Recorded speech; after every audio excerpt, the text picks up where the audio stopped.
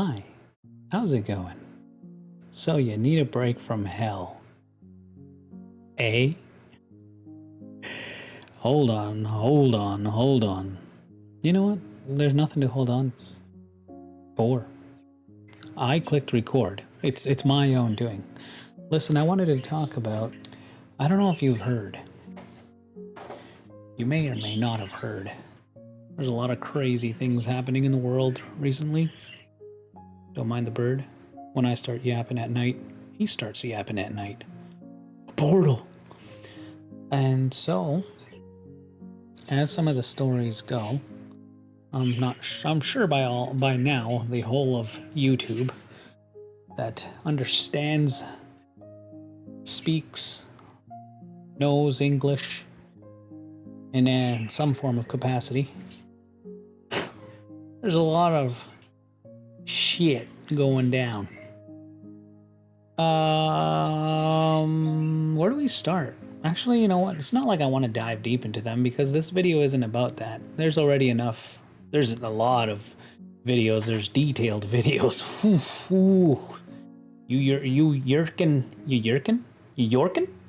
You yankering for some detailed footage. God, I don't recommend it, but hey, curiosity killed the cat, and some of us don't mind that.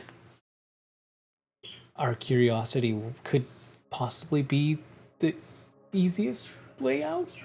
What am I talking about? I don't even know what I'm saying. Okay, listen.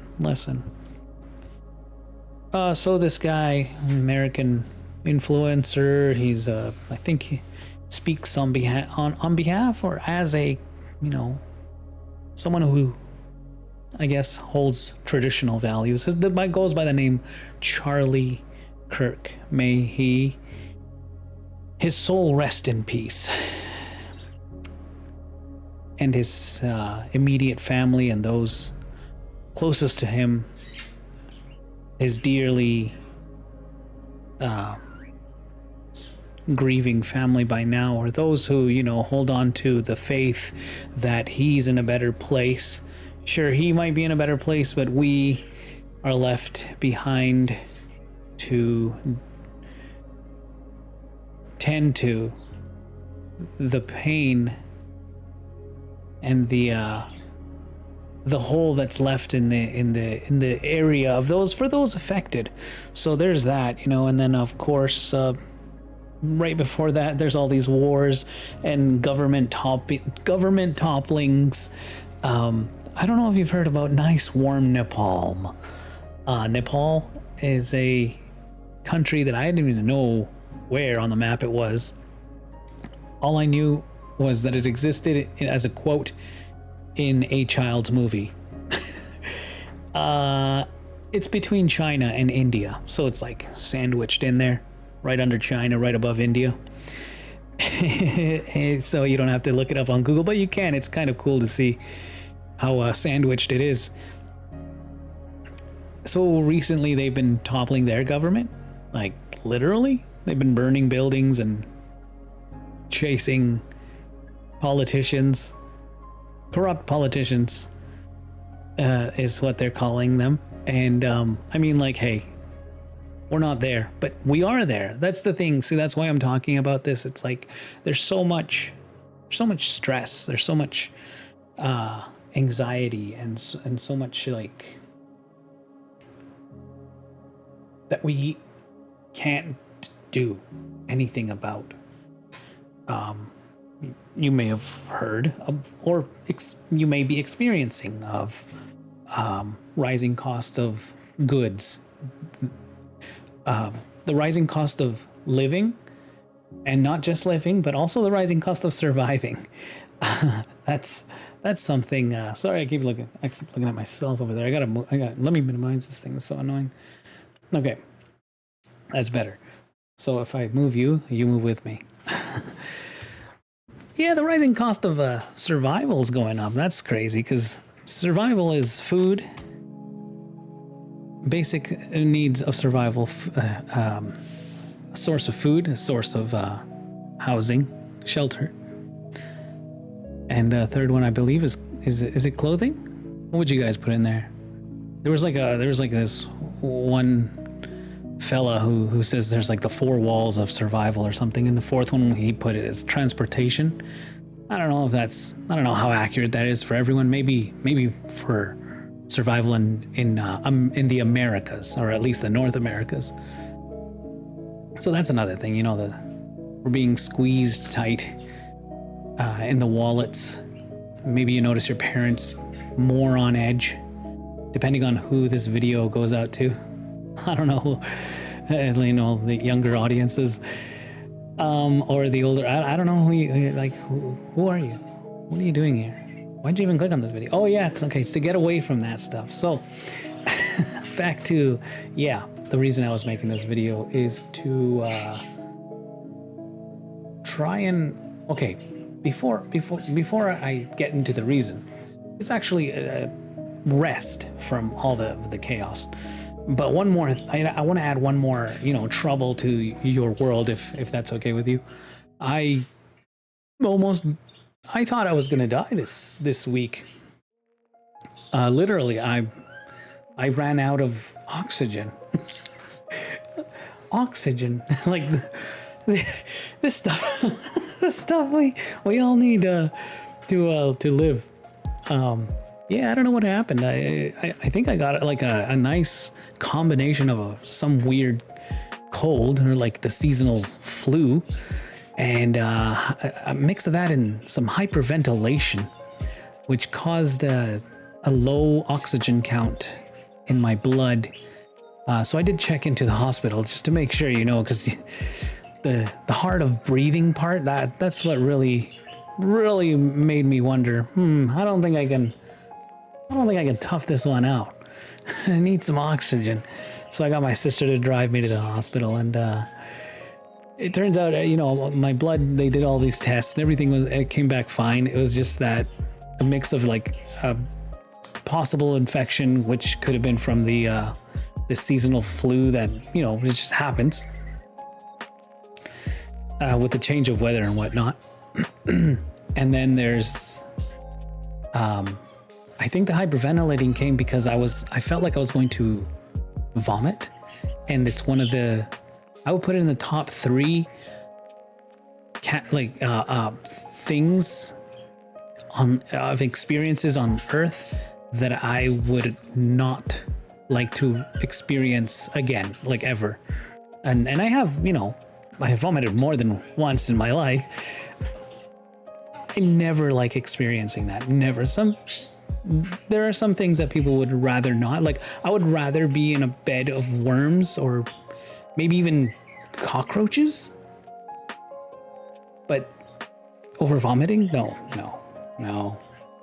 So I think that for the first time, I made myself hyperventilate somehow because I was trying to breathe deeply or too fast or something, in combination with like the headaches that I had. And I think at the same time, I also had a case of low blood sugar for some reason. I had not eaten that day, and the air was max pollutant. I don't know if you guys noticed, in Canada, we had the worst air quality in the world for a bit. So yay, go Canada. And I was outside that day working on some bicycle chains, removing rust. I was out there for quite a while, I think for like 4 hours. So it was like a nice combo of things, you know? But, you know, let's just wrap this up. I didn't want to get too deep into it. Everything was fine. I was discharged, and then when I got home, like, I had the best sleep ever. And I'm slowly getting back to it. It's been 2 days since I've been back home. And I can notice my strength getting a lot back to its original state. So I'm thankful for that. Breathing is essential, which is kind of how I would like to transition all this bad news into. Sometimes, you know, we hear, especially in the day and age that we're in now, where technology and this whole global interconnectedness, where we're all connected, we know what's happening in the other side of the world. Right now, it's nighttime here in Canada, and in another part of the world it's daytime. So right now I can go and see what's happening live in the other part of the world. Someone could be, getting I don't know. I wanted to say, someone could be getting murdered right now, and they're getting posted on YouTube or some other website. It's just bad things could be happening, and I can see it right now. Like, oh, that's happening right now. Oh my God. Oh, that's horrible. Like if we saw that happening outside of our home,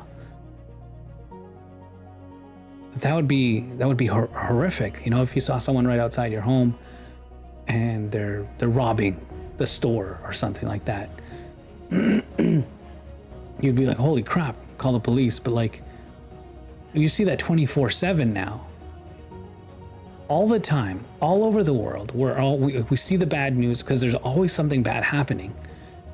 There's a criminal, doing it, doing its thing, doing what they do all the time. We can't just call the police from where we are, from our country, to report on another country's what we're seeing. Like, it's on the social media, is like it's already being reported or something. So what are we supposed to do? We have all the bad effects of bad news, horrible news, and none of the ability or tools to do anything about it other than just react to it. React emotionally, or, in some cases, some YouTubers or other online influencers will respond to it. They'll put some thought into it. They'll go through their emotions, and then they'll record themselves giving a thought out response. So that's what I've chosen to do, a mixture of reactionary and response.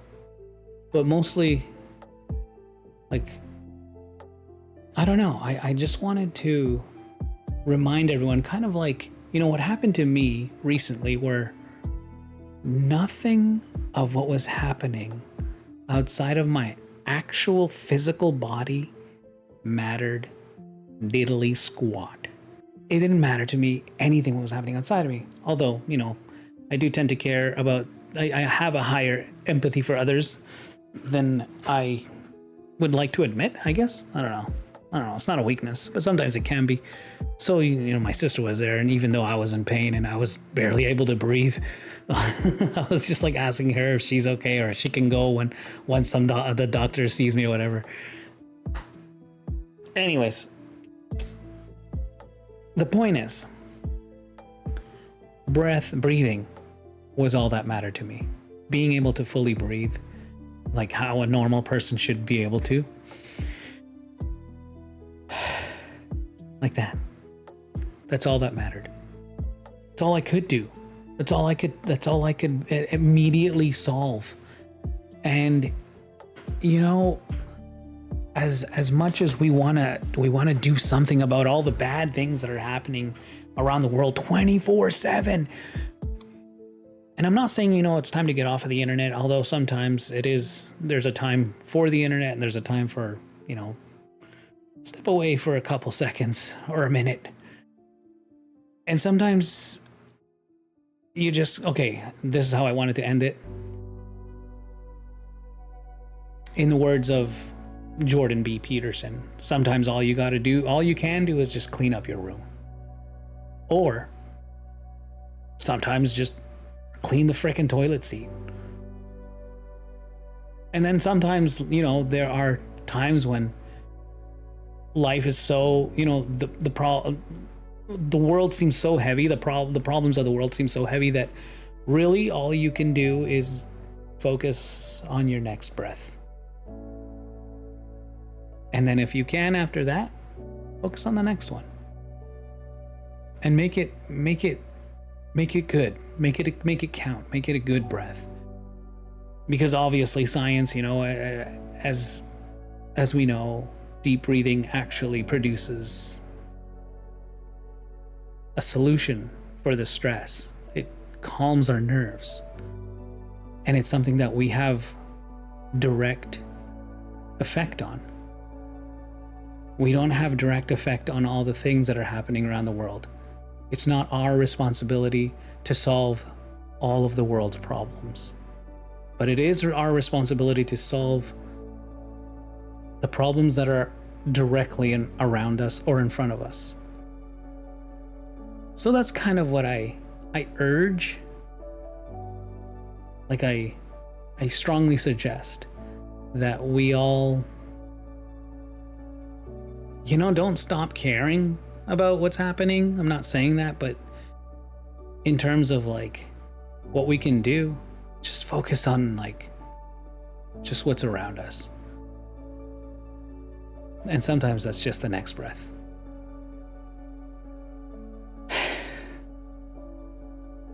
Yeah, that's all I got. Take it easy, guys.